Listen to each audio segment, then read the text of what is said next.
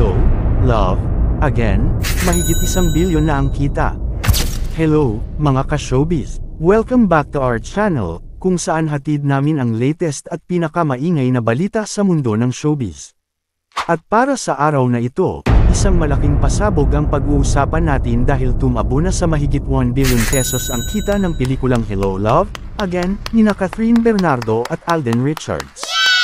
Grabe, mga kaibigan, ito na ang highest-grossing Filipino film of all time. Kaya samahan niyo ako habang talakayin natin ang tagumpay ng pelikulang ito at ang pasasalamat ng ating mga bida.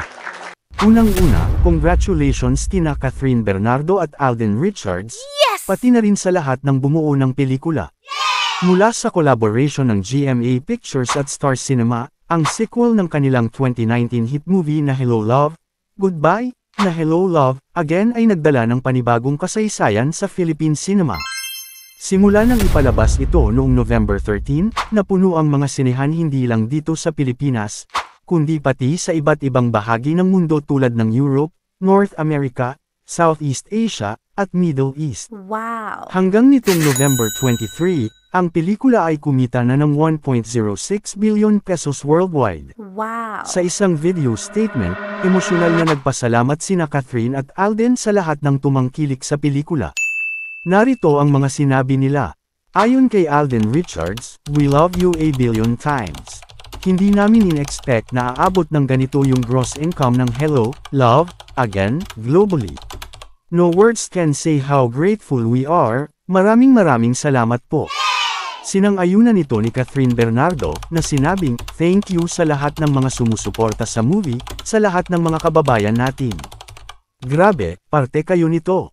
Dagdag pa niya, "Thank you for making this happen. Thank you for making this possible. Congratulations to us." Hindi naman may kakaila ang suporta ng fans na tumulong para maabot ang milestone na ito. Sa social media, kaliwat kanan ang mga posts ng netizens na proud sa tagumpay ng pelikula. May mga nagsabi pang nakailang ulit silang nanood para lang masiguradong susuporta sila sa kanilang mga idolo. Ang ilan naman ay nag-organize pa ng block screenings para maipakita ang kanilang pagmamahal sa pelikula. Wow! Mga ka-showbiz, hindi lang ito tagumpay nina Catherine at Alden, kundi tagumpay din ng buong Philippine cinema. Pinatunayan ng Hello Love, Again, na kayang-kaya nating gumawa ng pelikulang tatangkilikin sa buong mundo. Kaya muli, isang malaking congratulations sa lahat ng bumuo ng pelikulang ito. Kung napanood nyo na ang Hello Love, Again, comment down below ang inyong favorite moments mula sa pelikula. At kung hindi pa, ano pang hinihintay nyo? Suportahan natin ang sariling atin. Don't forget to like, share, and subscribe for more updates tungkol sa Pinoy showbiz.